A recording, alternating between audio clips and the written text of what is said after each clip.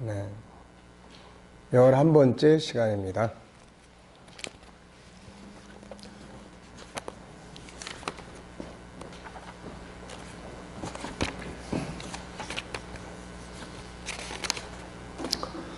자, 이제 좋은 부모의 리더십 5번째, 멘토링과 코칭.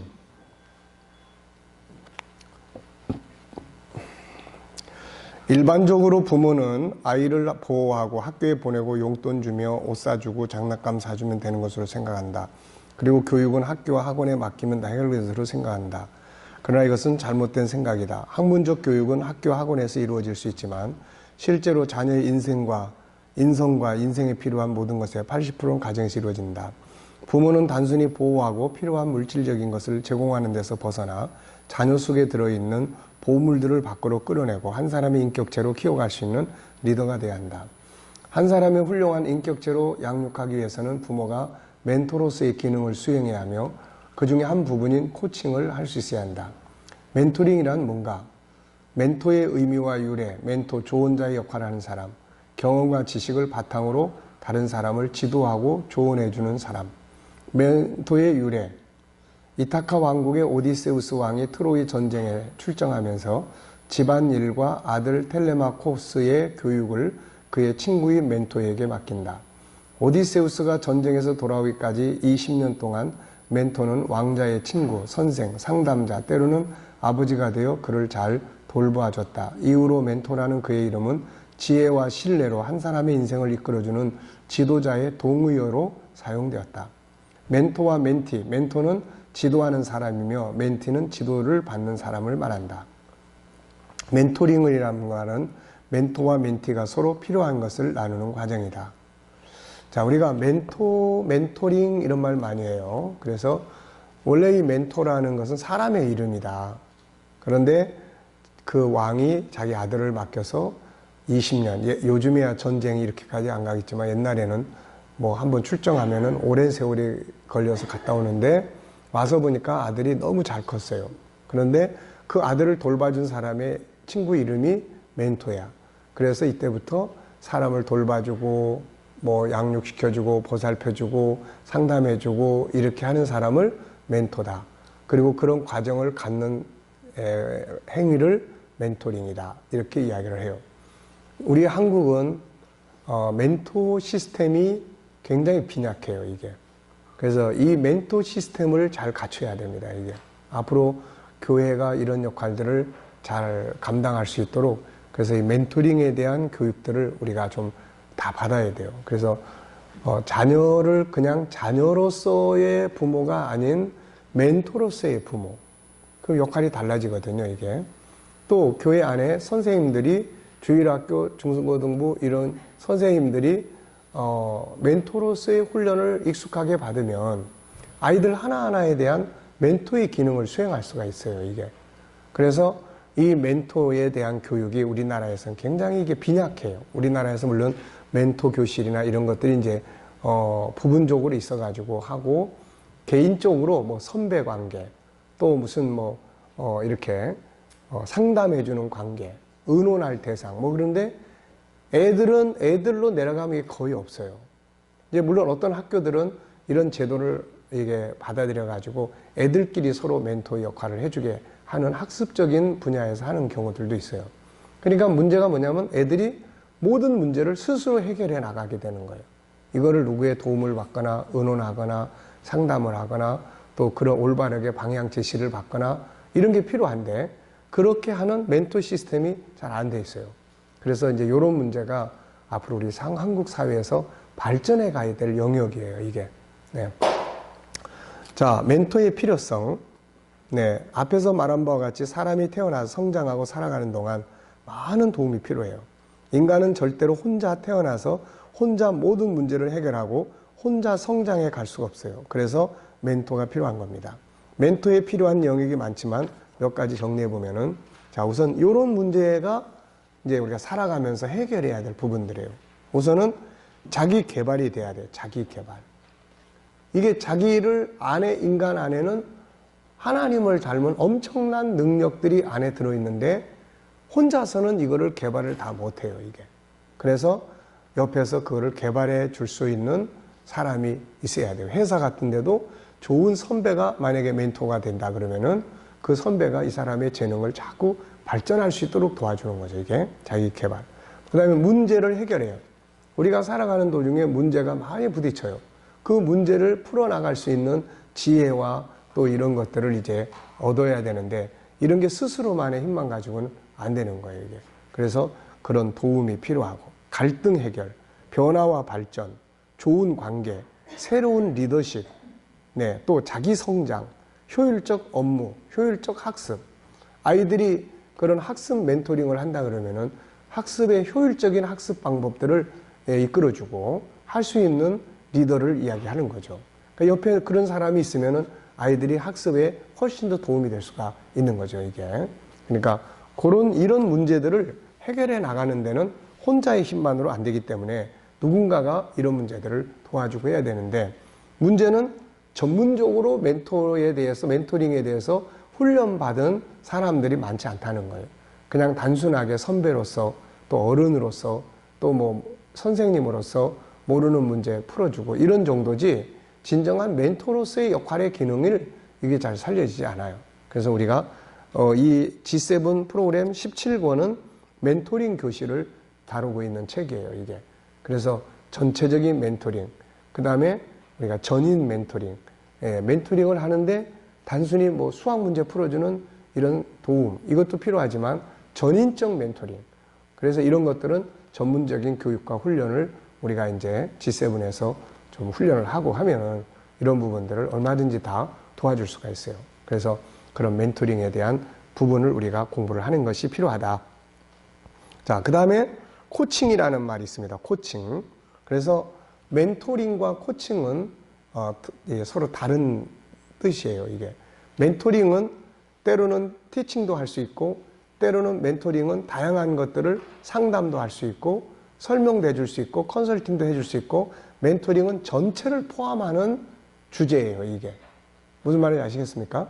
뭐 상담, 교육, 또 뭐 컨설팅, 또 뭐 전체적인 거를 다 이렇게 해줄 수 있는 것이 그게 바로 멘토링이에요, 이게. 그런데 코칭은 그게 아니고 전체를 다 다루는 게 아니고 전체를 다루다 보니까 지금 이 아이한테는 지금 너무 얘가 화를 잘 내. 그러면 성품 코칭을 해야 돼, 이런 애들은. 그러면 성품 하나만 가지고 분노하게 되는 하나만 가지고 코칭을 해요. 학습 코칭. 그러면 이 학습 코칭은 얘에 대한 학습 전체적인 것을 다 못 다뤄요.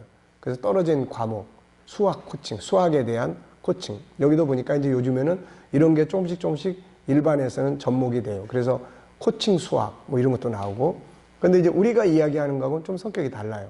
그래서 한 가지 주제를 해결해 나가고 끝을 보게 만드는 그런 내용이에요. 그래서 멘토링은 뭐 훈계도 들어있고, 자, 그렇게 살면 안 돼. 너 이렇게 해야 돼. 그렇게 살다가 너 이렇게 되면 어떻게 될 것 같아. 너 이렇게 해야 돼. 요건 이제 상담 겸 멘토링이에요. 근데 그 중에서 이걸 고쳐야 돼. 어떻게 고칠까? 오늘부터 할 일이 뭔가 실행 계획을 짜고 그걸 어떻게 점검하면 좋겠어? 요거는 이제 코칭이에요, 이게. 그래서 뭔가 행동까지 하게 만드는 것은 코칭이 필요해요. 멘토링은 그냥 잘해야 돼. 알았어? 엄마가 너 그래야 뭐 또 사주고 뭐 또 사주고 그러니까 잘 참고 견디고 그래야 돼. 그래야 훌륭한 사람 될 수 있어. 이거는 멘토링이에요, 이게. 상담 멘토링이에요.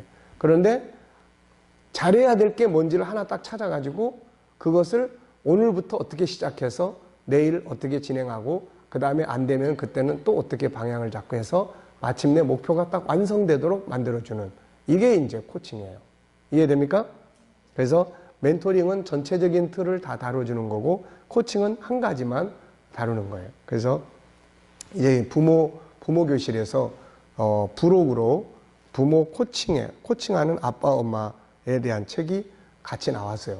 그러니까 읽어보실 분들은 갖다 읽어보시고 아니면은 나중에 코칭하는 아빠 엄마에 대한 책을 따로 공부를 하시든지 그렇게 하시면 됩니다. 여기서는 이제 코칭이라는 게 도대체 뭔가에 대한 내용을 다루고 있어요.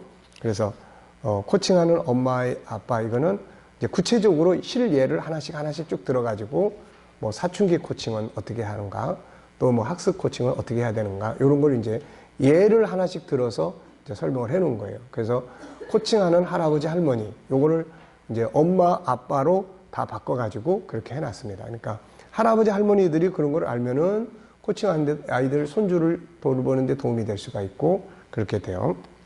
자, 그럼 한번 보겠습니다. 코칭하는 부모. 부모가 자기 자녀와의 관계를 지시와 명령의 관계가 아니고 코칭의 관계를 갖는다면 부모와 자녀가 모두 행복하게 되고 특히 자녀는 그 안에 있는 소중한 보물을 발견하게 된다. 뭐 재능 코칭.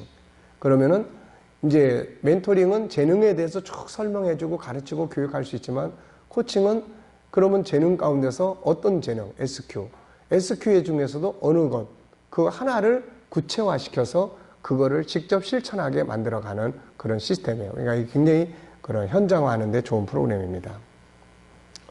코칭의 핵심은 답이 누구 안에 있다는 걸 전제로 하고 있냐면은 피코치 속에 있다는 것을 전제로 출발을 합니다. 그래서 이 멘토링은 답을 내가 제시해 주는 경우가 많아요. 이렇게 해보세요, 저렇게 해보세요. 그런데 코칭은 내가 답을 주지 않고 그 상대방 속에, 아이 속에 있는 답을 아이 스스로가 말하게 하고 찾아가게끔 하는 방식이에요, 이게. 그러니까 코치는 주로 뭐 합니까? 경청, 공감, 질문이에요. 경청, 공감, 질문. 그리고 피드백. 네. 조금 전과 지금 어떤 차이점을 느껴? 뭐 이런 거예요. 이걸 해보니까 어때? 그리고 가보니까 어떤 것 같아? 그래서 피드백. 이런 거예요. 그래서 경청, 공감, 질문, 피드백이에요, 이게. 자, 코칭이라는 게 뭔가? 그래서 답이 그 사람 속에. 그러니까 창세기 1장 27절을 이야기하는 거예요, 지금. 서양 사람들은 그런 걸 모르고 코칭 교육을 시키지만 우리가 그런 이야기를 들어보면 이거 창세기 1장 27절. 하나님이 우리 안에다가 세상을 다스릴 능력을 담아 놓으셨는데 코칭은 이거를 꺼내게 하는 방법이에요, 이게. 예.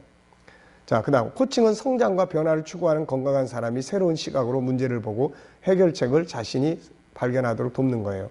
코칭은 성과를 최대화하기 위하여 개인의 잠재력을 발휘하도록 하는 것이다. 학습자를 직접 가르치기보다는 학습자 스스로 배울 수 있도록 돕는 거다. 인간은 스스로 답을 창조할 수 있다. 문제를 안고 있는 그 사람이 답을 가지고 있다. 변화나 성장이 일어나기 위해서는 그 사람의 내면의 잠재력과 열정을 일깨워야 한다. 코치는 사람들이 문제의 답을 찾도록 자극하고 자신의 꿈과 목표를 향해 지속적으로 실행할 수 있도록 에너지를 공급해주는 사람이다. 계란이 스스로 깨고 나오면 병아리가 되고 남이 깨면 후라이가 된다. 코칭은 스스로 깨고 나오게 하는 거예요. 말씀도 마찬가지예요. 자, 여러분들 주일날 말씀 많이 듣죠? 근데 실천 잘 해요, 안 해요? 내가 하나 맞춰볼까요? 실천 잘 안 합니다. 왜 안 할까요? 예, 하려고 하는 의지가 없어요. 그래서 그냥 듣고 가버리는 거예요. 그러니까 성경 구절 하나라도 만약에 내가 실천할 의지가 있다면은 코칭을 사용하면 돼요. 예를 들어서 범사에 감사하라. 그러면 이제 성도들한테 설교를 할 때 여러분 범사에 감사해야 됩니다. 왜 감사해야 될까요? 뭘 감사해야 될까요? 막 이야기를 다 해요. 근데 나간 다음에 사실 별로 감사 안 해요. 근데 코칭을 활용해서 진짜 내가 감사하는 사람이 돼야 되겠다 그러면 이렇게 하시면 돼요. 자, 범사에 감사하라. 그러면은 이거를 언제 어느 때 하루에 몇 번 감사를 할 것인가. 아침에 일어나서 뭘 감사하고 저녁에 몇 번 감사하고 그래서 딱 정하는 거예요. 이렇게. 딱 정하는 거예요. 그러면 이제 그 다음날 아침에 일어났을 때 그거를 오늘 숙제해야지. 범사에 감사하자. 오늘 감사할 게 뭐지? 건강하게 일어난 것, 하루의 시간이 얻은 것, 얻어진 것, 뭐 이런 걸 쭉 다 써요, 이제. 그리고 몇 번 감사할 건가? 5번. 범사에 감사하라. 범사에 감사하라. 말씀을 외우고 이렇게 하는 거예요, 이렇게. 그리고 저녁에 또 하는 거예요. 그 다음 날은 또 몇 번, 언제, 이렇게 하는 거예요. 이걸 며칠 동안 할 것인가? 한 달 동안 하자. 그럼 한 달 동안 계속 이거를 그렇게 훈련해 나가면 나중에 그게 익숙해져요, 이제. 습관이 됩니다. 그러면은 그걸 내가 실천해 가고 실천의 열매를 거둘 수가 있어요. 근데 범사에 감사하라. 알긴 아는데 싹 잊어버려요. 할 의지가 안 되는 거예요. 그래서 코칭은 말씀을 실천하게 하는데도 아주 중요한 프로그램이고 그 방법이에요. 그래서 우리가 원수가 있어요. 그러면 그 원수가 있는데 원수를 사랑하고 싶어요? 원수 갚고 싶어요? 원수 사랑하고 싶죠. 그러면 원수를 사랑하고 싶으면은 이제 원수 사랑에 대한 코칭을 하면 돼요. 어떻게 하면 됩니까? 일단 원수 사랑하라는 말씀을 하루에 몇 번씩 계속 외치고 암송하고, 그리고 원수 사랑하는 방법이 뭔지를 찾아서 그 다음에 그거를 어떻게 접근하고 이거를 단계별로 짝짝짝짝 적어서 어느 날은 미팅을 하고 어느 날은 무슨 말을 하고 어느 날 이거 다 정하는 거예요. 네. 전도도 마찬가지예요. 여러분 전도해야 됩니다. 우리 열심히 전도합시다. 우리 지난주에 나가서 전도지 다 나눠주고 왔는데 그렇게 해가지고는 알리는 거예요. 근데 실제로 전도를 해야 되겠다 그러면은 내가 어떤 사람을 누구를 전도를 할 건가, 그 사람을 전도하기 위해서 몇 번을 만날 건가, 첫 번째 만날 때는 뭘 할 것이고 두 번째 만날 때는 뭘 할 것이고 세 번째 만날 때는 뭘 할 것인가, 이걸 구체적으로 쫙 짜는 거예요. 그리고 마지막 날은 어떻게 할 것인가, 이런 거예요. 그러니까 코칭은 결과물을 만들어내는 겁니다. 그게 신앙 코칭이든 기도 코칭이든 영성 코칭이든 학습 코칭이든, 학습 코칭이라면은 아이가 그 낮아진 점수가 낮아진 그 과목에 대해서 이 점수를 올리기 위해서 며칠 동안 어떤 방식으로 몇 번을 어떻게 할 것인가가 쫙 짜여져요. 그러면 그대로 이제 코치가 하는지 안 하는지 체크를 해주고 할 수 있도록 도중에 문제가 생기면 또 문제에 대해서 풀어가는 코칭을 또 해요. 그래서 문제를 풀고 그 다음에 마침내 그 목표를 달성하게 만들어주는 거예요.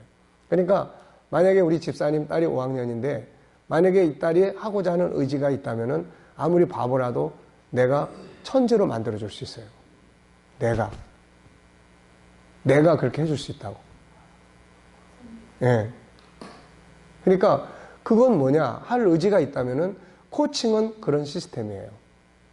그러니까 엄마하고 만약에 코칭을 쭉 한다 그러면, 아이가 코칭하는 걸 엄마하고 익숙하게 한다 그러면은 아이의 모든 것을 바꿔줄 수 있습니다.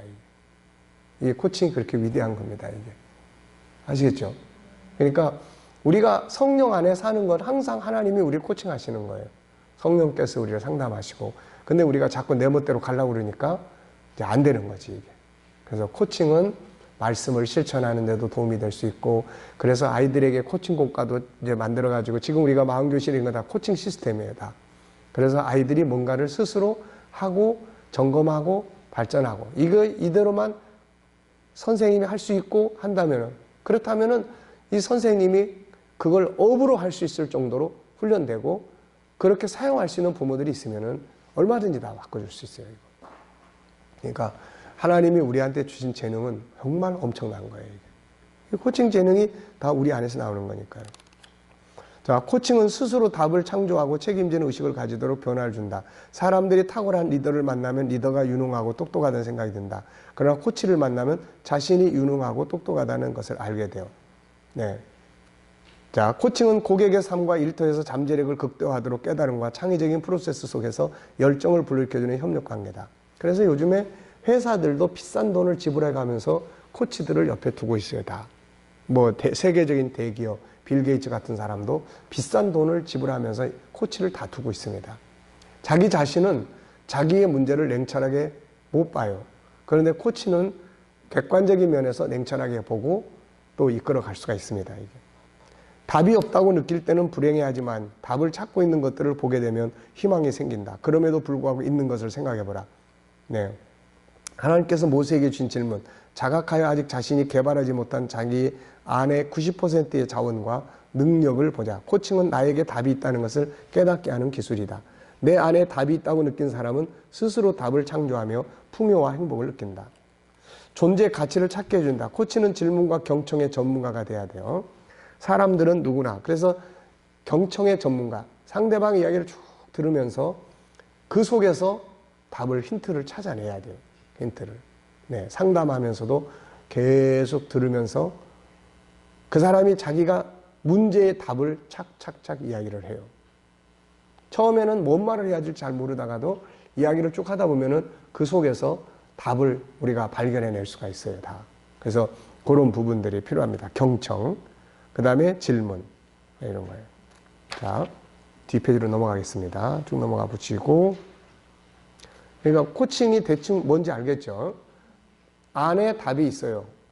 수학도 이걸 풀 수 있는 능력이 아이 안에 있어요. 근데 못 풀어. 그러면 코치는 뭐예요? 그냥 상담해주고 그냥 하는 사람은, 멘토링은 너는 할 수 있어, 자신감 갖고 해봐, 이렇게 해주는 사람이고, 코칭은 그게 아니고, 그 문제의 주제를 가지고 분석을 해가면서 아이가 스스로 답을 하나씩 꺼내놓을 수 있도록 이렇게 하는 거예요, 이게. 그러니까 이런 부분이 부모와 자녀 간의 관계가 만들어지면 굉장히 중요하죠. 자, 162페이지 맨 아랫부분 보겠습니다. 결론적으로 보면 코칭은 모든 답이 코칭을 받고자 하는 사람 속에 있다는 것을 전제로 출발해요. 이게 바로 창세기 1장 27절입니다.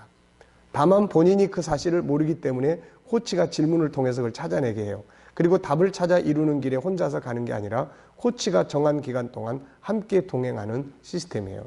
소크라테스의 삼파수를 생각하면 쉽게 이해할 수 있어요. 아기는 산모가 낳지만 낳도록 돕는 것은 산파의 역할이에요. 이것을 한마디로 정리한 것이 잠언 20장 5절이에요. 지혜의 샘물은 누구 안에 들어있어요? 그 사람 속에 들어있어요. 그런데 이거를 끌어내는 사람은 누가 해요? 명철한 리더자가 하는 거예요, 이게. 이걸 끌어내는 게 뭐예요? 이게 질문이라고요, 이게. 그러니까 경청과 질문에 의해서 그 사람이 답을 찾아가게끔 만들어 가는 겁니다, 이게. 그리고 코칭 방법을 가장 먼저 활용하신 이는 하나님이세요. 그걸 기록한 것이 창세기 1장 2장이에요. 하나님은 아담 속에 세상을 다스릴 수 있는 답을 담아 놓으셨고 그걸 활용하겠습니다. 하나님이 만약에 짐승들의 이름을 다 적어놓은 이름표를 줘가지고 아담한테 갖다 다 붙여주라 그랬으면은 아담은 무슨 역할만 하는 거죠? 기계적인 역할을 하는 거예요. 그런데 하나님은 동물들을 다 아담 앞에 데려다 놓고 이름을 지어줘 보라 그랬어요. 그러면 그 이름을 짓기 위해서 필요한 지혜는 지금 어디서 나오는 거죠? 아담의 속에서 나오는 거예요, 이게. 이 원리입니다, 이 원리. 이것이 코칭의 기본 틀이에요. 이후로도 성경 전체는 코치이신 삼위일체 하나님과 피코치인 인간과의 관계가 코칭 관계임을 보여주고 있어요.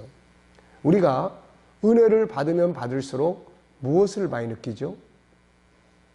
뭘 많이 느낍니까? 내가 존귀한 자로 발견이 되고 내가 존귀한 자로 살아가도록 만들어져요, 이게. 그렇게 비천하고 자기를 학대하던 사람도 예수 안에 들어와 있으면 자신의 존귀한 가치들을 깨닫고 변해가요, 이게. 이게 뭐죠? 상대방 속에 있는 존귀함을 누가 일깨워주고 있어요? 성령께서 일깨워주고 있는 거예요. 성령께서. 이게 코칭의 기본 원리입니다, 이게. 가르치는 게 아니에요. 가르친다고 해서 아는 게 아닙니다. 절대로 가르쳐서 아는 것과 스스로 깨닫고 생각해서 아는 것은 엄청난 차이가 있어요, 이거. 네. 자, 코칭하는 부모와 자녀의 관계. 예를 하나 드러났는데요. 민수와 진이는 초등학교 3학년이다. 두 아이는 개구장이며 같은 반에서 늘 1, 2등을 도맡아 한다. 물론 뒤에서 말이다. 앞에서 1, 2등 하는 게 아니라 끝에서 1, 2등 하는 거예요. 성적이 항상 뒤에서만 맴돌다 보니 아이의 엄마들도 걱정이 많죠. 하루는 민수 엄마가 진이 엄마를 찾았다. 진이 엄마 뭐해요? 날도 어린데 우리 집에 칼국수나 끓여 먹어요. 진이도 데리고 오고요. 그럴까요? 진이 학원 갔다 오면 바로 갈게요. 모처럼 네 사람 민수의 집에 모였다. 바지락을 듬뿍 넣고 끓인 칼국수 맛은 일품이다. 민수와 진이는 칼국수 한 것을 뚝딱 때우고 같이 컴퓨터를 하겠다며 방으로 들어갔다. 진이는 이번 시험 잘 봤대요. 본인 말로는 실수한 문제는 없는 것 같다네요. 그러면 잘 봤다는 얘기네요. 몇 개나 받았는데요. 아니, 잘 봤다는 것보다 지금까지 봤던 시험에서는 문제를 잘못 읽는다거나 실수해서 틀린 거 많았대요. 그런데 이번에는 아는 문제는 확실하게 풀었다는 얘기죠. 얼마나 다행이에요. 우리 민수 녀석도 정말 걱정해요. 요즘에 말도 잘 안 해요. 매번 시험 잘 봤냐고 물어보는 것도 지치고 커서 뭐가 되려고 그러는지. 그런 동안 아이들은 인터넷 게임에 열중하고 있었다. 허용된 30분이 끝나다 진이는 거실로 나왔지만 민수는 강간무소식이다. 야, 김민수, 너 왜 안 나오니? 진이 나왔잖아. 잠시 후 민수가 컴퓨터를 끄고 거실로 나오자 네 사람은 같이 수박을 먹었다. 그런데 수박을 먹던 진이가 그릇에 씨를 뱉는 게 그만 손등에 뱉고 말았다. 그러자 민수도 곧바로 진이를 흉내내어 진이 손등에 씨를 뱉었다. 손등에 붙은 수박씨는 마치 까만정같이 보였다. 두 아이는 깔깔대며 서로의 손등에 씨를 뱉어댔다. 그것을 본 민수 엄마.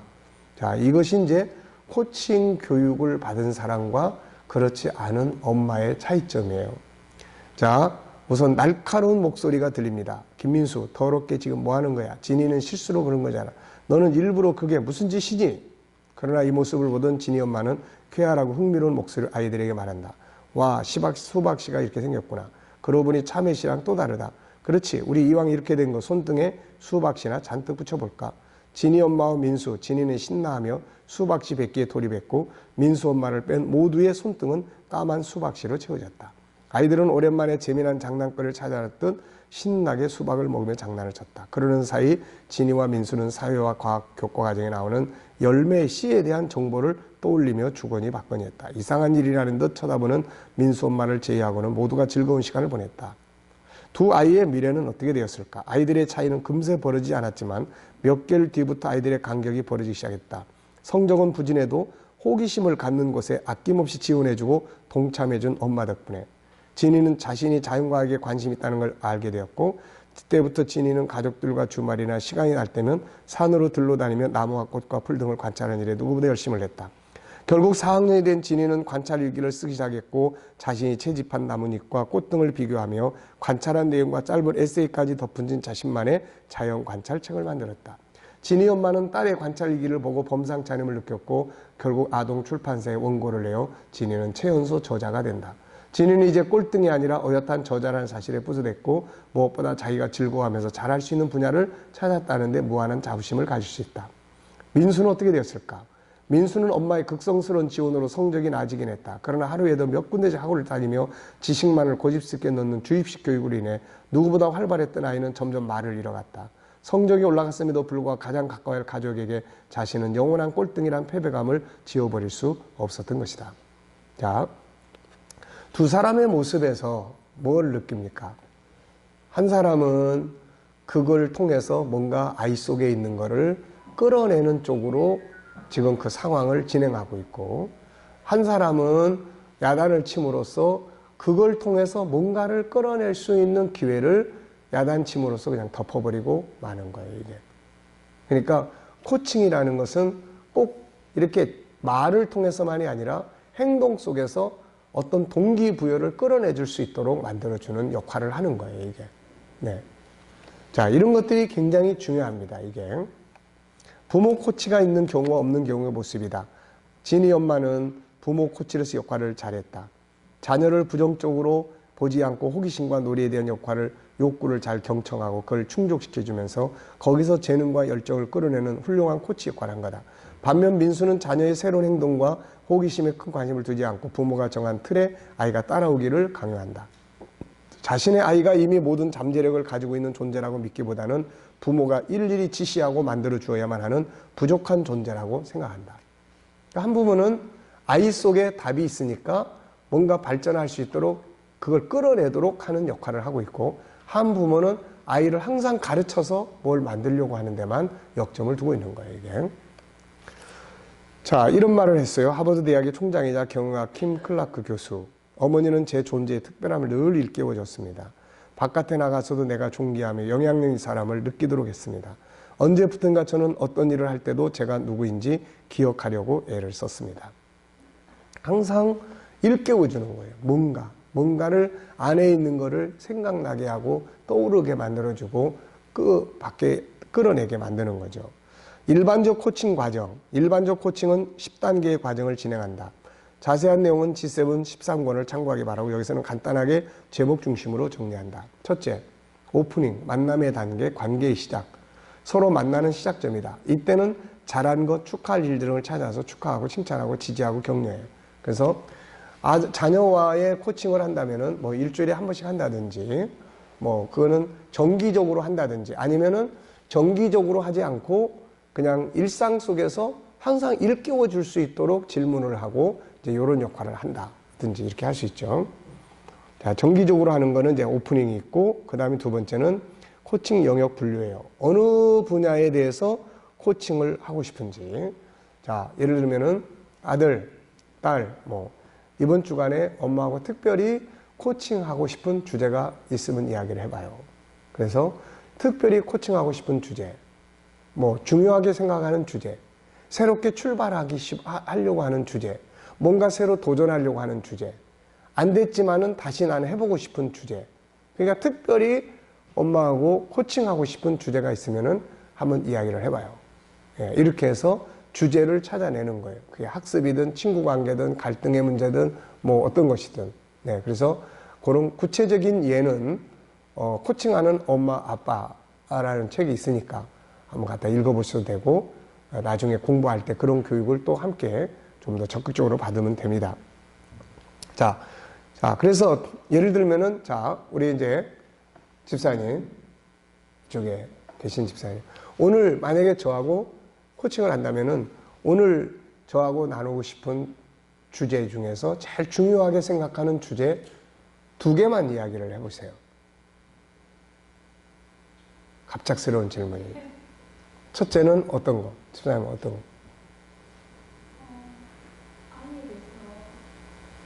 아이에 대해서 이야기를 나누고 싶다. 또 하나. 남편에 대해서 이야기하고 싶다. 그러면 이제 그 둘 중에서 먼저 선택한다면 어떤 거죠? 아이의 문제. 이제 이렇게 골라가는 거예요. 이제 주제를 정해가 영역을 정하는 거예요. 그러면 이제 영역을 정하는데 아이의 문제가 포괄적이에요. 그렇잖아요. 그러면 아이의 문제 중에서 어느 쪽의 문제를 다루고 싶으시죠?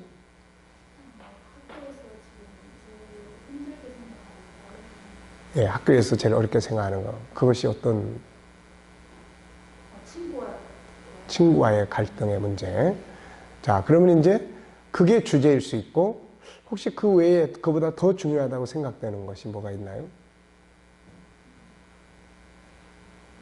그게 제일 중요하다고 느끼시는 거예요. 그러면 오늘 코칭의 주제는 아이가 학교에서 겪는 갈등. 여기에 대해서 그러면 코칭을 해보겠습니다. 이렇게 이제 진행을 할 수 있어요. 그러면 이제 자, 아이가 학교에서 겪는 갈등이 있는데 그것도 이제 구분해야 되겠죠. 자, 누구와의 갈등이죠? 친구와의 갈등, 선생님과의 갈등, 뭐 이제 이런 건데 친구와의 갈등이에요. 그러면은 이제 그 다음 단계가 주제는 나왔어요. 그래서 오늘 코칭하고 싶은 주제는 학교에서 겪는 갈등, 친구와의 갈등이 주제가 되는 거예요.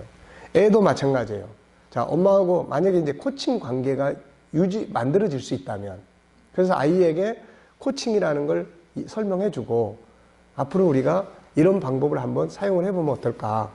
그래서 아이도 자연스럽게 나중에 엄마, 오늘 코칭 좀 해. 라고 할 수도 있고, 아니면 엄마도 딸에게, 사랑하는 딸, 오늘 우리 코칭 좀 해볼까? 이렇게 이야기를 할 수 있어요. 코칭 해볼까? 하고서는 이런 식으로, 자, 먼저 우리 축하해 줄 일 찾아서 이야기를 나눠볼까? 그래서 쭉 이제 축하해 줄 일 하고, 그 다음에 이제 영역. 그럼 어느 부분을 가지고 이야기를 나누면 좋겠어? 라고 이제 묻죠. 그리고 난 다음에 아까 이야기한 것처럼 친구와의 갈등. 그럼 오늘 주제는 친구와 갈등이야. 그럼 이제 그 다음 주제로 가는 거예요. 자, 그래서 여기에서 이제 3번으로 가는 겁니다. 이제 3번. 그럼 3번은 뭐냐? 자, 3가지를 이제 여기서 나누는 거예요. 그래? 그럼 친구와의 갈등이 네 삶에 어떤 영향을 미치고 있어? 라고 물어보는 거예요. 뭐 네가 학습에는 어떤 영향을 미치고 있고, 자, 코치는 계속 질문을 해주는 거예요. 그럼 얘는 계속해서 답을 찾아가는 거야.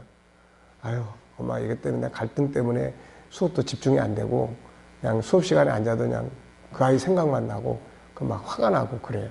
이제 이런 거예요. 이 영향력이 어떻게 미쳐지고 있느냐는 거야. 그 다음에 2번째 질문은 그래? 굉장히 힘들겠구나. 그러면 이제 공감해주고 그 다음에 질문이 뭐예요? 그럼 이대로 이게 그냥 가면 어떻게 될까? 그대로 가면은 어떻게 될 것 같아? 아유, 그대로 가면은 이거 안 돼. 빨리 해결해야 돼. 그래서 의지를 이제 만들어내는 거예요. 그치? 그런 다음에 이제 4번째는 뭐냐면 목표를 정해야죠. 그래? 그러면 이제 이거 우리 한번 해결해보자. 코칭을 통해서 얼마든지 네 안에는 답이 들어있으니까 해결할 수 있어. 해가지고 그러면 이제 목표를 정하자. 그러면 그 친구 갈등의 목표를 정한다면 어떻게 정할 수 있어? 어떻게 정할 수 있죠? 어디까지 어떻게 해결되기를 바라죠? 일단은 그 친구하고 갈등을 해결하고 친하게 지냈으면 좋겠어. 친하게 지낸다는 건 뭘 의미하지? 같이 놀고, 같이 이야기하고, 숙제도 같이 하고, 뭐, 이런 거. 그래. 그럼 거기까지 이제 가는 거야. 그리고 이제 목표가 됐습니다, 이제. 그러면 이제 목표가 정해졌으면 그 다음에 뭐예요, 이제? 가는 길을 만들어야 되겠죠. 그래서 작은 목표들을 설정하는 거예요. 작은 목표들을. 그래서 목표 지점이 정해졌으면 가는 과정의 목표를 정해야 돼요. 자, 그러면 이제 친구하고 갈등을 해결해서 좋게 이제 활동하고까지가 갔는데, 그러면 이제 그 과정 목표들을 어디께 정하면 좋을 것 같아요? 과정 목표. 자, 우선은 먼저 해야 될 일은 우리는 하나님의 사람들이니까 우리 기도 시간을 먼저 좀 가져보면 어떨까? 그 다음에 원인이 있겠죠, 또 이제. 우리 원인 분석을 해서 일단 원인을 한번 찾아볼까? 이런 게 이제 순서예요. 이런 게 순서. 오늘 순서입니다. 그래서 과정입니다. 우리가 건너편까지 내 가를 건너려고 하는데 건너려고 하다 보니까 너무 넓어. 그럼 중간중간 뭐가 필요해요? 중간중간 디딤돌이 필요하겠죠, 이게. 그걸 놓는 거예요, 이게. 맨 처음에 해야 될 일은 뭘까? 우린 기독교인들이니까 맨 처음에는 기도부터 해야 되지 않을까? 이런 거예요. 기도부터. 기도부터 해야 되고. 맞아. 그러면 우리 기도. 그 다음 단계는 원인을 찾아야 해결이 되지 않을까? 원인은 어디에 있었다고 생각해? 그럼 이제 원인을 찾기 시작할 때 그 밖에 또 다른 뭐 원인은 뭐가 있다고 생각해? 뭐 이런 거 이제. 그 다음 단계는 원인을 찾았어. 그럼 이제 그걸 해결을 해야 돼. 원인은 뭐냐?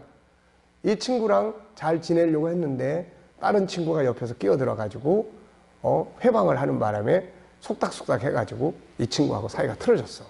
뭐 이렇게 나올 수도 있고, 또 뭐 자기가 좀 대꾸를 잘 안 했더니 얘가 대답 안 한다고 신경질 내고 그리고 나하고 삐뚤어졌어. 또 뭐 내가 공부를 잘 안 한다 못한다고 나하고 놀기 싫다고 그랬어. 또 뭐 집안 사정 때문에 뭐 어쩌고 저쩌고 뭐 여러 가지 이유들이 있을 거라고요, 이게. 그러면은 그런 이제 원인 분석을 딱 해놓고 난 다음에, 그러면 그 원인, 친구하고 갈등 해결이지만 원인을 찾았으니까 원인을 해결하는 방향으로 하나씩 가면 갈등 해결이 되는 거예요, 이제. 그래서 목표를 정하고 그런 식으로 과정 목표를 딱 정했습니다. 그러면 이제 과정 목표를 딱 정한 다음에는 목표 달성을 위해서 6번째로 할 일이 뭐냐면은, 그러면 이 코스를 가기 위해서 우리가 사용할 수 있는 자원이 뭐가 있을까? 우리가 이런 문제들을 해결하기 위해서 사용할 수 있는 자원은 뭐가 있을까? 또 엄마가 도와줄 수 있는 일은 뭐가 있을까? 또 도움을 받을 수 있는 사람은 누가 있을까? 옆에서 어떤 친구가 좀 거들어주면 도움이 될까? 아니면은 어떤 경험을 사용해보면 어떨까? 아니면 예수님 생각을 한번 물어보면 어떨까? 그래서 사용하는 자원을 여기서 쭉 체크를 하는 겁니다, 이게. 영적 자원, 뭐, 그 다음에 성품, 사람, 경험, 물질, 뭐, 때로는 필요하면 떡볶이도 집어넣고, 한번 같이 먹는 것도 집어넣고, 뭐, 다양한 것들을 딱 집어넣는 거예요. 그리고 이제 제거해야 될 장애도 있어요. 혹시라도 딸이 자기 스스로를 돌아봐서 혹시 고쳐야 될 내면적인 것은 뭐가 있을까? 뭐 말을 안 한다든지, 쉽게 삐진다든지, 뭐 조그만 서운한 말을 해도 기분 나쁘게 듣는다든지, 또 뭐라 그러면 항상 부정적으로 듣는다든지, 혹시 이런 부분들이 있으면은 먼저 그런 부분들을 한번 바꿔볼까? 뭐 이런 정도예요. 자, 그 다음에 이제 실행 계획을 짜는 거예요. 요거는 이제, 그러면 내가 그 친구를 위해서 이제 맨 처음에 기도하기로 했으니까, 기도. 그러면 언제, 몇 시에, 몇 분 동안 기도를 하면 좋을까? 그래서 구체적인 실행 계획을 짜야 되는 거예요, 이게. 그 다음에 뭐 그 친구하고 이제 떡볶이를 한번 같이 먹어도 좋아할 것 같아. 그러면 그 떡볶이를 어느 날, 언제, 어떤 방식으로 누구랑 같이, 얼마만큼 분량을 만들면은 또 그 친구만 초청하는 게 좋을까? 딴 친구 초청해도 좋을까? 뭐 이런 걸 이제 구체적으로 실행하는 거예요. 그런 다음에 이제 점검 계획을 같이 짭니다. 점검 계획. 그래서 여기 밑에 보면은 구체적 실행 계획을 짜야 돼요. 막연하게 하겠다가 아니라 당장 혹은 언제부터 어떻게 어떤 방법으로 몇 번씩 구체적으로 해야 된다. 나는 오늘 집에 가가지고 자녀에게 칭찬을 많이 할 겁니다. 이게 아니라 집에 가서 자녀에게 몇 번 칭찬을 할 건지, 그리고 그거를 하루에 몇 번 할 건지, 이런 걸 이제 구체적으로 정하는 거예요, 이게. 그리고 그런 일을 일주일 동안 계속 하겠다든지, 이런 식이에요. 이것을 실천하게 되면 이제 어떤 게 나올까요? 그래서 점검 계획. 그래서 그러면 자, 이제 딸이 이걸 진행을 하는데 이거 누가 점검을 해줘야 될 것 같은데 예를 들어서 학교에 가서도 뭐 쪽지를 써서 전해준다. 자기 마음의 내용을 전달한다. 그럼 이런 걸 했는지 안 했는지 이걸 어떻게 점검할 수 있지? 누가 점검해 주면 좋을까? 뭐 누가 옆에서 해줄 사람 인증사 찍어서 보내줄 수 있고, 또 아니면은 뭐 내가 물어봐 줄까? 그 시간에 뭐 이런 거예요. 그래서 코치가 점검할 수 있는 거고. 그 다음에 이제 진행 점검 및 수정 보완. 가다 보니까 다른 문제가 생겼어요. 가다 보니까. 그래서 그렇다면은 이 다른 문제가 바뀌면은 그 바뀐 문제를 이제 주제로 해서 코칭이 또 새롭게 진행이 돼요. 새롭게. 그래서 왜냐하면 그것이 지금 큰 장애 요인이니까 그것부터 먼저 또 해결을 해야 돼요, 이거. 뭐 예를 들어서 이제 지금 갈등 그런 문제인데 갈등의 원인을 찾다 보니까 결국은 내가 공부를 못하니까 싫어한다. 만약에 이렇게 나왔어. 그러면 뭐를 해야 돼, 이제? 내가 공부를 잘하는 쪽으로 코칭이 이제 가줘야 돼, 이게. 잘하면 자연적으로 친구도 날 좋아할 거야. 이렇게 될 수 있으니까. 그러니까 그러면 학습 코칭 쪽으로 방향을 틀어서 그 중에서 특별히 잘해야 될 과목은 뭐지? 그래서 뭐 난 국어야, 아니면 수학이야. 뭐 이런 걸 통해서 이제 그 학습 코칭을 해 나가는 거예요, 이제. 그래서 그런 방식으로 하는 겁니다. 자, 그렇게 하고 이제 마지막에 가면 그러면 어떻게 돼요, 이제? 그래서 진행 점검하고 수정 보완하는 거예요.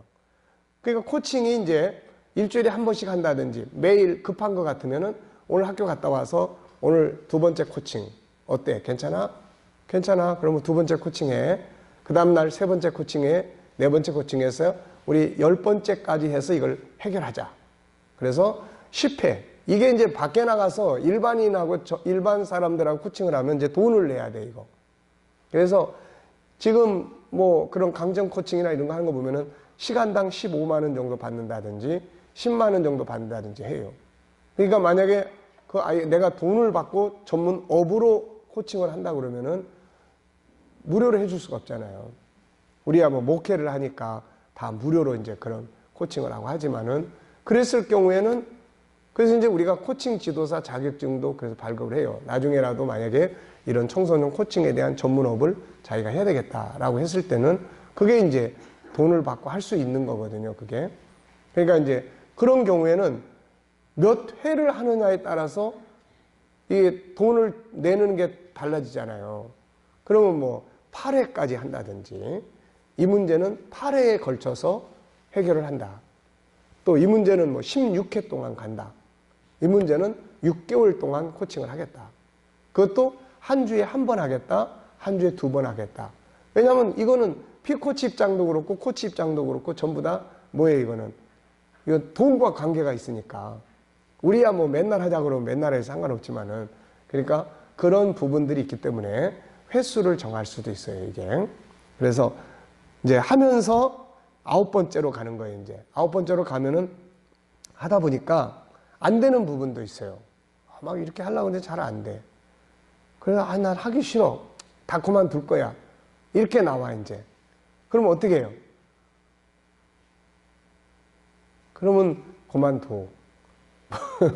이렇게 돼버리면 안 돼, 이제. 그럼 코치는 뭐 해야 돼요? 하기 싫으면 그만둬. 그건 엄마가 하는 거고. 코치는 그렇게 하면 안 되고, 뭐 해야 돼요, 이제? 다시 한번 해볼까? 이것보다도 여기 있는 대로 잘하는 점을 찾아줘야 돼요. 그러니까 항상 코칭하면서 코치는 상대방이 뭔가 애쓰는 점을 자꾸 찾아내야 돼요. 그래서 그걸 강화시켜주는 거예요. 그거를 보상해주는 거예요. 이거는 안 됐지만 난 뭐가 이게 잘 안 돼 그러면 그래서 공감해주고 그건 잘 안 됐지만 내가 봤을 때 이걸 하기 위해서 이렇게 도전하고 한 것은 굉장히 훌륭한 점이다. 이거는 이 도전을 몇 번만 더 해본다면은 틀림없이 이루어질 수 있는 능력이 네 안에 있다. 네가 이렇게 도전한다는 거는 엄청난 능력이다. 그래서 잘하는 점을 꺼내서 강화시켜주는 거예요. 그걸 보상해주기도 하고. 아시겠죠? 자, 그 다음에 이제 목표 성취. 이제 목표가 드디어 딱 가다 보니까 호랑이를 그리려고 했는데 고양이까지는 그려졌어요. 그런데 그렇다고 해서 실패한 게 아니에요. 여기에 있는 것처럼 목표를 성취하는 것이 중요하지만 최종적인 목표를 이루지 못했다고 하더라도 여기서 얻어지는 건 아주 많다. 목표를 향해서 가는 과정을 거치면서 자꾸 배우는 거예요, 이게. 자꾸 배우는, 이게 중요해. 그리고 자기 개발에 큰 도움이 돼. 그래서 나중에 그 친구하고 화해가 잘 안 됐어, 결론은. 안 됐을지라도 가는 과정에서 배운 것들이 굉장히 많아요. 그러니까 이게 이제 코칭에 도움이 되는 거예요. 나중에 다른 데서 사용을 할 때도 그렇고. 그래서 성취의 기쁨과 함께 할 수 있다는 자신감과 다른 분야들 역시 해결해 나갈 수 있다는 확신을 갖고 변화를 시도해 갈 수 있다. 100%가 아니더라도 나는 예전의 행동보다는 새로 시도했던 행동을 이제 더 잘할 수 있다라는 자신감만으로도 충분하다. 이게 아이들에게 계속 훈련이 되면 애들은 나중에 셀프 코칭을 잘 할 수가 있어요. 어떤 문제가 부딪히면 스스로 이 단계에 거쳐서 그 다음 단계가 뭐지? 그 다음 단계 이렇게 해볼까? 이렇게 하면 어떻게 될까? 내가 사용할 자원은 뭘까? 항상. 그래서 어떤 아이한테는 그 문제가 이제 점수가 안 나와가지고 고민할 때 자원 중에 사용할 자원은 뭐가 있지? 학교 선생님, 엄마, 선배, 누가 사용할 수 있는 자원이야? 선생님이요. 어떤 아이는 엄마요. 선생님한테 물어보면 선생님 기분 나쁘지 않을까? 우리 선생님은 이런 질문하면 굉장히 좋아하실 거예요. 또 어떤 아이는 선생님한테 질문하면 무지하게 싫어할 겁니다. 그래? 그러면 누가 좋은 자원이 될 수 있어요? 우리 엄마가 도와줄 수 있어요. 그래서 엄마를 통해서 해결할 수도 있는 거고, 자원은 주변에 굉장히 많아요. 그리고 필요하면은 뭐 교회 또 대학생들이나 선배들을 소개해서 풀어줄 수 있는 문제들은 또 풀게 해주고, 그러니까 자원을 주변에 많이 있으니까. 자, 그 다음에 이제 가정에서 자녀와의 코칭하기, 가족회의의 중요성. 자녀가 유치원 혹은 초등학생이라면 가족회의를 만들어 보도록 적극적으로 추천하고 싶다. 가족회의가 이루어진다면 그 안에서 공동체 교육, 협동정신, 인성교육, 가정의 변화 등 다양한 결과들을 만들어낼 수가 있기 때문이다. 안타깝게도 대부분의 가정들이 서로 얼굴 보기도 힘들고 소통하기도 어렵다. 그저 돈 벌고 용돈 주고 요즘 공부 잘하고 있지? 아빠 믿어? 요렇게 하고 싹 끝내버려야 한다. 넌 아빠의 희망이야. 열심히 해 등의 몇 마디 외에는 할 말도 없다. 이런 상황에서 아이는 학교, 학원 왔다 갔다 방황하다가 집에 와서 방황하고 마음 둘 곳을 찾는 건 게임, 스마트폰 아니면 또 뭐 친구들. 네. 가족회의는 가족 공동체가 반드시 투자해야 될 중요한 기능을 가지고 있어요. 그것도 자녀들이 어렸을 때 훈련하지 않으면 커버리면은 이제 안 되는 겁니다, 이게. 다 큰 애들 모아놓고, 야, 우리 가족회의 하자. 이거 잘 안 돼요, 이거. 에이, 아버지는 무슨 가족회의에 회의는. 뭐 이런 거예요. 가정이 아름다운 공동체가 아니라 뭐가 됩니까, 이제? 여인숙이 되는 거예요. 와서 잠자고 밥 먹고 나가고. 여인숙도 밥도 차려주고 다 합니다. 그래서 밥 먹고 자고 또 나가서 일하고 들어와서 밥 먹고 자고 또 가는 거예요. 가족회의를 하게 되면 다음의 내용이 필요합니다. 우선 가족회의를 하게 되면 돌아가면서 의장을 해야 돼요. 민주주의 절차를 밟아야 돼요. 그래가지고 매일 하기는 어렵고 주 1회가 적당하고 그날은 무슨 일이 있어도 엄마 아빠도 바깥에서 직장일이 아무리 바빠도 그날은 꼭 약속을 지켜주는 노력이 필요해요. 그 다음에 지시 명령. 회의하면서 지시하고 명령하는 건 안 되는 거예요. 이거는 화를 내도 안 됩니다. 서로를 존중해야 돼. 지금 인격적 존재들이 모여서 회의를 하고 있는 거예요. 각자가 서로의 의견을 묻고 발전적 주제를 서로 세안하고 그걸 코칭 방식으로 실천합니다. 각자가 생각하고 선택해서 결과를 만들어내므로 주도적이고 파트너의 중요성을 인식하죠. 안 되는 부분은 뭘 지원해야 하는지를 나누고 잘 되는 부분은 아낌없이 칭찬하고 격려하면 좋아요. 문제가 생겼을 때는 야단치고 화내는 게 아니라 원인 분석, 마술의 언어 사용하고 방법을 찾아가도록 토해합니다. 가정의 가운을 정하고 그것을 항상 마음에 담도록 약속하고 지킵니다. 가정에서 지켜야 할 행복의 계명을 서로 의논해 만들고 지키게 했어요. 칭찬과 격려, 위로, 지지, 아름다운 말, 축하할 일을 나누게 합니다.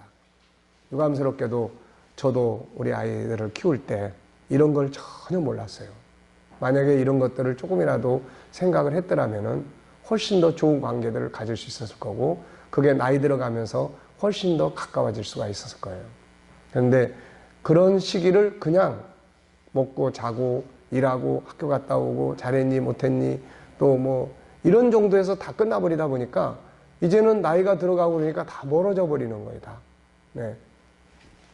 뭐 같이 만나도 뭐 할 말도 별로 없고 뭐 잘 지냈냐 뭐 하면 끝이고 뭐 건강하시죠 그러면 끝이고. 네. 자, 자녀와 효과적인 코칭을 위한 환경 변화. 그래서 아이들이 아직 어린 부모들은 뭔가 해볼 수 있는 아주 중요한 시간을 지금 가지고 있는 겁니다. 나중에 나이가 들고 그러면 부모와 자식 간에 서로 충분한 소통이 이루어지고 정말 많은 것들을 대화를 나눌 수 있다면 이게 가장 행복한 부모 가정이에요, 이게. 네. 결국 실버들을 보면은 나중에 나이가 들어가면 다 이렇게 마음이 다 멀어져 있어요. 그래서 결국은 뭐 한 지붕 아래 살아도 뭐 별로 할 말이 없어요. 뭐 일어났냐, 뭐 밥 먹자, 뭐 어떻게 오늘 뭐 하냐, 뭐 잘하고 와라, 뭐 이거 할 말이 없는 거야, 이거. 네. 명령과 지시를 중단하고 자녀와의 효과적인 코칭을 위한 환경 변화. 가정에서 부모가 자녀를 코칭하기 위해서는 가정의 분위기를 바꾸는 게 중요해요. 다른 때는 막 명령하고 지시하다가 갑자기 어느 날 네 생각은 어때? 막 이러면은 이게 영 아주 안 되죠, 이게. 그래서 이런 걸 바꿔야 되고, 자녀 앞에 술 취해 비틀거릴 모습, 이런 거 안 해야 되고, 싸우고 분쟁하는 상황을 평화의 상으로 바꿔야 하고, 자녀들이 엉뚱한 소리 해도 야단치지 않고, 선택을 존중하고, 자기 의견을 당당하게 표현할 수 있는 분위기로 만들어야 하고, 마음에 안 드는 행동들이 있어도 가급적이면 눈 감아주고, 회의를 통해서 안건으로 내도록 하고, 실수를 하거나 잘못을 저질렀을 때 야단치고 책망하기보다는 앞에 설명한 이야기처럼 그걸 놀이로, 교육의 장으로, 혹은 그 안에서 발견되는 장점을 사용해보는 기회로 삼을 수 있도록 하는 것이 중요하고요. 자, 코칭 과정 진행하기. 아까 이야기했죠? 오프닝. 가족회의를 진행할 때는 만남의 날에 한 주간 동안에 있었던 축하할 일들을 발표하고 나눈다. 칭찬과 격려를 아끼지 말아야 한다. 계획했지만 잘 안 되는 것들이 있으면 지적이나 비난하지 말고 오히려 공감하고 그것이 계속 진행될 만한 가치가 있는지. 해보니까 안 돼. 그러면 그냥 그것도 못해. 그게 아니라 어때? 다시 도전해 볼 만한 가치가 있다고 생각해? 도전해 볼 수 있으면 해봐. 그럼 지지해 줄게. 뭘 도와주면 좋을 것 같아? 이런 것들이 코칭 방식이에요, 이게. 자, 진행할 의사가 있다면 어떻게 지지하고 도와주면 좋겠는지를 의논한다. 의견을 나눌 때는 브레인스토밍의 다양한 생각법들을 활용해 본다. 가족회의가 없다면 개인적으로 학교에서 왔을 때 축하할 일, 칭찬할 일을 나누고 필요한 주제를 나누고 진행 과정을 나눌 수 있다. 그러니까 아이와 코칭에 대해서 이야기를 나누고 우리 코칭 시스템을 갖자라고 해서 코칭 시스템으로 왕래가 소통이 되면은 굉장히 좋은 거예요, 이거는. 자, 이번에 이러이러한 일이 있는데 또 어떤 중요한 주제가 있어? 또 이번에 시험 기간인데 이 시험을 우리가 좀 더 효과 있게 보기 위해서 우리 이 문제를 놓고 코칭을 해보자. 주제는 이번 학기 시험 잘 보기. 그 다음에 어느 과목이 특별히 더 필요해. 그래서 그 과목을 우리가 돕기 위해서 어떤 게 필요해? 사용할 자원은 뭐야? 그러니까 이런 것들을 다 찾아내서 그거를 이제 발전시켜 나가도록 도와볼 수 있는 거죠, 이게. 자, 가족회의가 없다면은, 그러나 이제 이런 이제 코칭 시스템은 아니지만 생활 자체가 코칭 형태로 바꿀 수 있어요. 꼭 코칭이다 이런 말 안 해도. 주제 정하기, 가정의 행복을 위해서 혹은 자녀가 엄마와 나누고 싶은 주제를 찾고 한 주간 동안의 주제일 수 있고 어떤 사안에 대한 주제일 수 있고 성장하고 발전시켜야 할 주제도 있고 장애 요인 문제점을 해결하기 위한 주제가 될 수도 있어요. 이번 주 우리 가정의 행복을 위해 어떤 주제를 선택하면 좋을까요? 아들. 이번 주 엄마와 코칭하고 싶은 주제는 뭐죠? 사랑하는 딸. 이번 주 아빠와 나누고 싶은 코칭 주제는 뭘까요? 그러니까 이런 것들이 이제 자연스럽게 대화할 수 있을 정도로 분위기가 된다면 그렇게 만들어야 돼요, 분위기가. 막 엄숙하게 막. 그게 아니고, 이렇게. 아들, 사랑하는 딸, 어때? 이번 주간에 엄마랑 코칭하고 싶은 주제 있어? 그러니까 얘는 이제 코칭을 벌써 이해를 하고 있어요, 이게. 엄마, 나 이번 주간에 이런 건데, 여기에 대해서 좀 토론하고 싶어. 이런 문화를 만들어가는 거예요, 이런 문화를. 이런 문화. 이게 아이들의 창의력을 꺼낼 수 있는 문화고, 문제를 해결해 나갈 수 있는 문화예요. 그러면 얘는 학교에서 문제가 생기면은 빨리 집에 가서 엄마랑 코칭하고 싶은 거예요, 이제. 빨리 아빠랑 코칭하고 싶은 거예요. 그러니까 이렇게 되면 애들이 격길로 나가지 않아요. 예. 답을 어디서 찾을 수 없고 집에 가면 야단 맞거나 냉랭하거나 무시당하거나 그러니까 밖에서 답을 찾는 거예요, 밖에서. 예. 자, 알겠죠? 자, 한번 연습해 볼까요? 자, 아들, 사랑하는 딸. 여기서 한번 코칭 주제를 한번 물어보세요. 시작. 어떻게 안 나와요? 자, 아들, 이번 주 엄마와 코칭하고 싶은 주제는 뭐죠? 자, 한번 해보세요. 시작. 네, 아들 하는데 억양이 영 별로 안 좋네. 아니면 손주, 사랑하는 손주, 뭐 이렇게. 우리들은 사랑하는 손주, 이번 주간에 할아버지하고 뭐 코칭하고 싶은 주제 없어? 뭐 이런 거. 자, 사랑하는 딸, 이번 주 아빠와 나누고 싶은 코칭 주제는 뭐가 있을까요? 이렇게 물어보고 답할 수 있다면은 좋은 가정이 될 수 있죠. 자, 주제가 삶에 미치는 영향력. 아이들은 이제 이런 걸 배워서 학교에 가서 많이 써먹습니다, 이제. 학교에 가서도 친구들하고, 야, 우리 코칭으로 이 문제 풀어보자. 그래서 뭐 그렇게 할 수도 있는 거고. 다음에는 아이가 나누고 싶은 주제가 가정에 혹은 아이 자신의 마음의 친구 관계에 학교 생활에 공부하는 학업에 가족 관계에 어떤 영향을 미치는지를 아까 이야기하라고 그랬죠. 그래서 주제가 현재 어떤 영향을 미치는지 그리고 이제 그 영향력에 의해서 그대로 가면 어떻게 될 건지 그래서 여기서 의지를 가질 수 있도록 목표 정하기. 현실 영향 분석이 끝났으면 목표 세워야죠. 발전이나 문제. 만약에 재능 개발에 대한 코칭을 한다. 그러면 재능 개발을 위해서 어디까지 목표를 정하면 좋을까? 어떻게 하고 싶은데? 어디까지 이루고 싶은데? 과정 목표 정하기. 큰 목표를 정했으면 이제 징검다리를 놓으면 됩니다. 중간 과정 목표 세우고 그 다음에 사용할 자원, 제거해야 될 장애 요소 이런 걸 이제 찾아내는 거죠. 실행 방법과 점검 방법 짜기. 그 다음에 진행 점검 및 수정 보완, 행동 강화하기, 보상. 보상은 잘 진행돼. 너무 멋있게 잘 진행된다. 오늘 보상으로 맛있는 거 우리 먹자. 뭐 이렇게 한다든지 이런 거예요. 자, 목표 성취, 코칭 가정의 행복. 부모와 자녀 관계가 지시와 명령의 관계가 아니라 코칭의 관계가 된다면 가정은 놀랍게 변화가 됩니다. 그리고 자녀들은 자기 재능을 개발하고 문제를 해결하고 안식할 수 있는 행복의 터전이 돼요. 그래서 부모는 코칭의 기술자를 훈련하는 게 좋아요.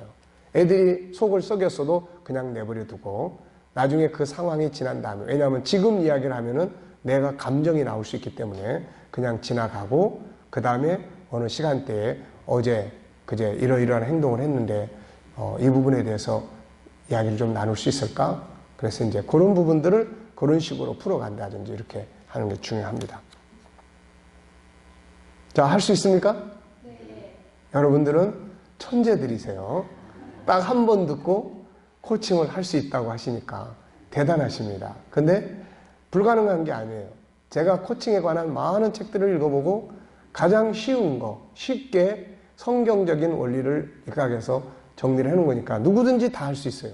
누구든지. 제가 이거를 연구하면서 느낀 게 뭐냐면 우리나라 부모들이 다 코치가 돼야 된다. 우리나라 부모들이. 그리고 교회 학교 선생님들이 다 코치가 돼야 된다. 그러면 얼마든지 개개인의 문제를 상담해 줄 수 있고 그동안 우리는 뭐 상담, 코칭 이런 거는 다 어떤 사회적 전문가만 하는 줄 알았어요. 근데 그게 아니에요. 하나님의 형상을 이해하는 사람들은 얼마든지 다 할 수가 있어요, 이게. 네. 자, 10분간 휴식하고 마지막 시간을 갖도록 하겠습니다. 네.